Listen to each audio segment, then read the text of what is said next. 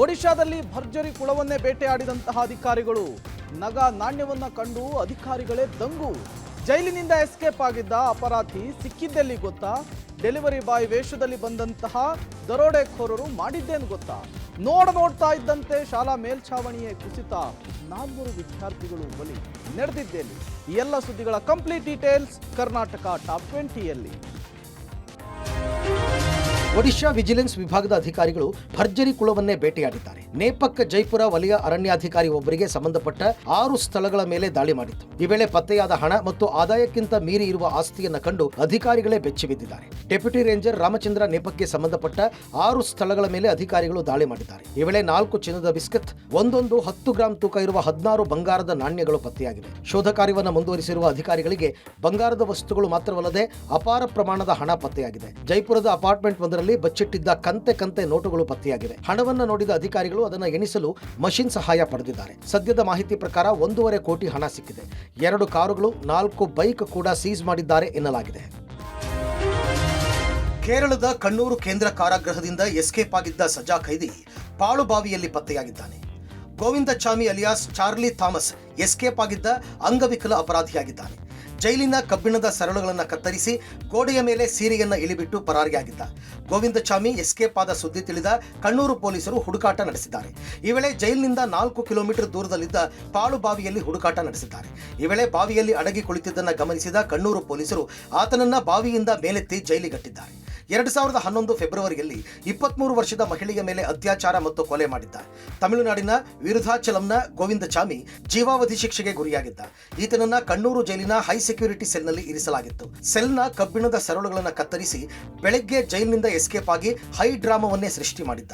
ಕೇರಳದ ಅಪರಾಧ ದಾಖಲೆಗಳಲ್ಲಿ ಗೋವಿಂದಚಾಮಿ ಅತ್ಯಂತ ದ್ವೇಷಿಸಲ್ಪಡುವ ವ್ಯಕ್ತಿಯಾಗಿದ್ದಾನೆ. ಸರ್ಕಾರಿ ಶಾಲಾ ಕಟ್ಟಡ ಕುಸಿದು 4 ಮಕ್ಕಳು ಮೃತಪಟ್ಟು 17 ಮಂದಿ ಗಾಯಗೊಂಡ ಘಟನೆ ರಾಜಸ್ಥಾನದ ಜಲಾವರ್ ಜಿಲ್ಲೆಯಲ್ಲಿ ನಡೆದಿದೆ. ಜಿಲ್ಲೆಯ ಮನೋಹರ್ತನ ಬ್ಲಾಕ್ ಪಿಪ್ಲೋಡಿ ಸರ್ಕಾರಿ ಶಾಲೆಯಲ್ಲಿ ಮಕ್ಕಳು ತರಗತಿಗಳಿಗೆ ಇಂದು ಬೆಳಗ್ಗೆ ವಿದ್ಯಾರ್ಥಿಗಳು ಶಾಲೆಗೆ ಹಾಜರಾಗಿದ್ದ ವೇಳೆ ಈ ದುರ್ಘಟನೆ ಸಂಭವಿಸಿದೆ. ಈ ಘಟನೆಯಲ್ಲಿ 60ಕ್ಕೂ ಹೆಚ್ಚು ಮಕ್ಕಳು ಅವಶೇಷಗಳ ಅಡಿಯಲ್ಲಿ ಸಿಲುಕಿಕೊಂಡಿದ್ದಾರೆ ಎಂದು ಹೇಳಲಾಗುತ್ತಿದೆ. ಜೆಸಿಬಿ ಸಹಾಯದಿಂದ ಅವಶೇಷಗಳನ್ನು ತೆಗೆದುಹಾಕುವ ಕಾರ್ಯ ನಡೆಯುತ್ತಿದೆ.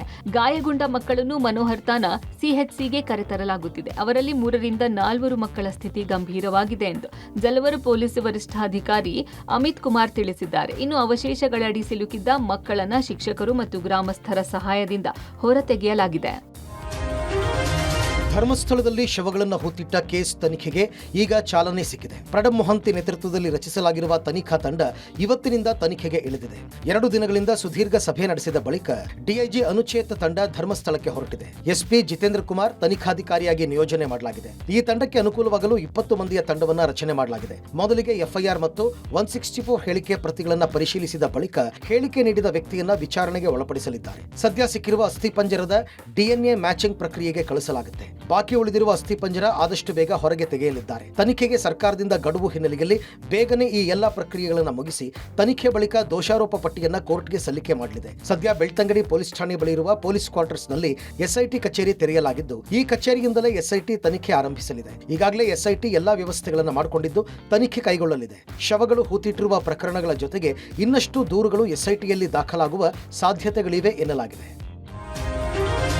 ರಾಜ್ಯದಲ್ಲಿ ಯೂರಿಯಾ ಗೊಬ್ಬರಕ್ಕಾಗಿ ರೈತರು ಪರದಾಡುವಂತಹ ಪರಿಸ್ಥಿತಿ ನಿರ್ಮಾಣ ಆಗಿದೆ. ದಾವಣಗೆರೆಯಲ್ಲಂತೂ ಕಳೆದ 4-5 ದಿನಗಳಿಂದ ಯೂರಿಯಾಗಾಗಿ ರೈತರು ಪರದಾಡುವಂತಹ ಪರಿಸ್ಥಿತಿ ನಿರ್ಮಾಣವಾಗಿದ್ದು, ಯೂರಿಯಾಗಾಗಿ ಹಗಲು ರಾತ್ರಿ ಎನ್ನದೆ ಅಂಗಡಿ ಮುಂದೆ ಸಾಲುಗಟ್ಟಿ ನಿಲ್ಲುತ್ತಿದ್ದಾರೆ. ಮೆಕ್ಕೆಜೋಳಕ್ಕೆ ಬೇಕಾಗಿರುವ ಯೂರಿಯಾ ರಸಗೊಬ್ಬರ ಸರಿಯಾಗಿ ಪೂರೈಕೆ ಮಾಡದೆ ಅಭಾವ ಸೃಷ್ಟಿ ಮಾಡುತ್ತಿರುವ ಅಂಗಡಿ ಮಾಲೀಕರು ಹಾಗೂ ಅಧಿಕಾರಿಗಳ ವಿರುದ್ಧ ಜಗಳೂರು ತಾಲೂಕಿನ ರೈತರು ಆಕ್ರೋಶ ವ್ಯಕ್ತಪಡಿಸಿದ್ದಾರೆ. ಟೈರ್ಗೆ ಬೆಂಕಿ ಹಚ್ಚಿ ರಸ್ತೆ ತಡೆದು ಪ್ರತಿಭಟನೆ ನಡೆಸಿದರು. ಶೀತ ಬಾಧೆಯಿಂದ ಮೆಕ್ಕೆಜೋಳ ಬಳಲ್ತಾ ಇದೆ, ಗೊಬ್ಬರ ಹಾಕದೇ ಇದ್ರೆ ಬೆಳೆ ನಾಶವಾಗುತ್ತೆ, ಸಮರ್ಪಕ ಗೊಬ್ಬರ ಪೂರೈಕೆ ಮಾಡುವಂತೆ ಒತ್ತಾಯಿಸಿದರು. ಇತ್ತ ಹಾವೇರಿಯಲ್ಲೂ ಇದೇ ಪರಿಸ್ಥಿತಿ ನಿರ್ಮಾಣ ಆಗಿದೆ. ಜಿಲ್ಲೆಯಲ್ಲಿ ಯೂರಿಯಾ ಗೊಬ್ಬರದ ಅಭಾವ ಹೆಚ್ಚಾದ ಹಿನ್ನೆಲೆಯಲ್ಲಿ ಸೊಸೈಟಿಗೆ ಗೊಬ್ಬರ ಆಗಮಿಸ್ತಾ ಇದ್ದಂತೆ ಖರೀದಿಸಲು ನಾ ಮುಂದೆ ತಾ ಮುಂದೆ ಅಂತ ಮುಗಿ ಬೀಳ್ತಾ ಇದ್ದಾರೆ.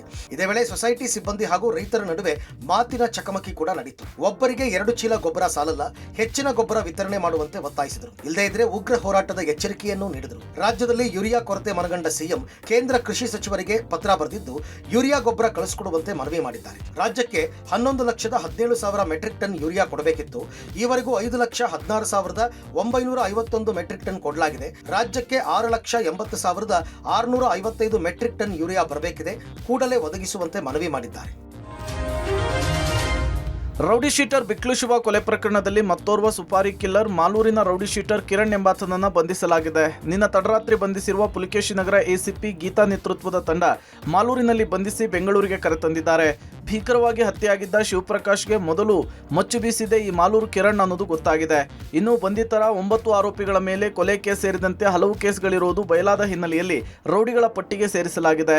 ಇನ್ನು ಬಿಕ್ಲು ಶಿವ ಹತ್ಯೆಗೂ ಮುನ್ನ ಹೋಟೆಲ್ ಒಂದರಲ್ಲಿ ಮೀಟಿಂಗ್ ನಡೆಸಲಾಗಿತ್ತಂತೆ.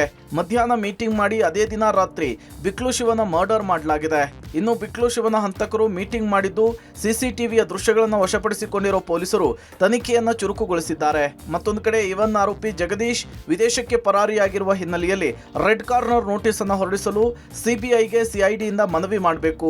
ಸಿಬಿಐ ಜೊತೆಗೆ ಸಂವಹನಕ್ಕೆ ಸಿಐಡಿ ರಾಜ್ಯದ ನೋಡಲ್ ಏಜೆನ್ಸಿಯನ್ನ ನೇಮಿಸಲಾಗಿದೆ. ಇವತ್ತು ಕೊಲೆ ಪ್ರಕರಣದ ಇಡೀ ಕೇಸ್ ಫೈಲ್ ಸಿಐಡಿಗೆ ವರ್ಗಾವಣೆಯಾಗಿದ್ದು ತನಿಖಾಧಿಕಾರಿಯಾಗಿ ಪ್ರಕಾಶ್ ರಾಥೋಡ್ ಅವರನ್ನ ನೇಮಿಸಲಾಗಿದೆ.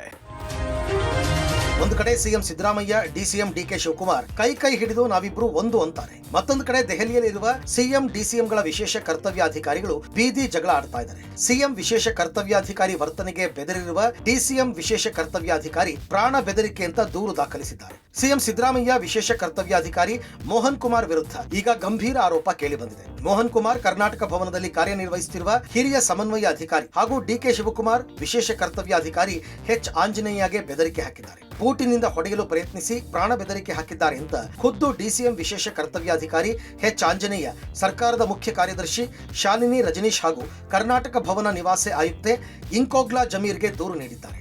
ಉನ್ನತ ಹುದ್ದೆಯಲ್ಲಿದ್ದು ಸರ್ಕಾರದ ಗೌರವ ಹೆಚ್ಚಿಸಬೇಕಿದ್ದ ಈ ಅಧಿಕಾರಿಗಳು ಸಿಎಂ ಡಿಸಿಎಂ ಮರ್ಯಾದೆಯನ್ನ ಬೀದಿಗೆ ತಂದಿದ್ದಾರೆ.